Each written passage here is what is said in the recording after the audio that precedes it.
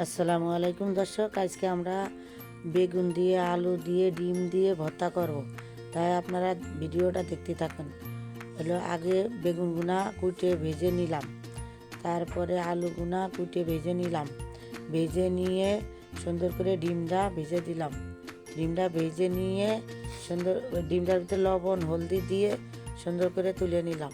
তুলে নিয়ে পরে ঝাল পেঁয়াজ রসুন দিয়ে সুন্দর করে একটু তেল দিয়ে ভেজে নিলাম। ভেজে নিয়ে এই দেখেন সুন্দর করে বেটে নিলাম। বেটে নিয়ে এগুলা যে বাটা হয়ে গেল সুন্দর করে, এবার আলুগুনা বাটলাম, বেগুন বাটলাম, ডিম বাটলাম, বেটে সুন্দর করে বাটা হয়ে গেলি এবারটা পেঁয়াজ দিলাম। পেঁয়াজ দিয়ে আবার বেটে নিলাম। বেটে নিয়ে এবারটা সরষের তেল দিলাম। আজকে আর ধনিয়া পাতা নেই, তাই সরষের তেল দিয়ে সুন্দর করে এবং ভর্তাটা সুন্দর, দেখেন কত সুন্দর লোভনীয় লাগছে, কালারটাও সুন্দর হয়েছে মাশাআল্লাহ। আমি তো ওতেই বসে খেয়ে নিলাম ভাত। মাশাআল্লাহ এত সুন্দর হয়েছে।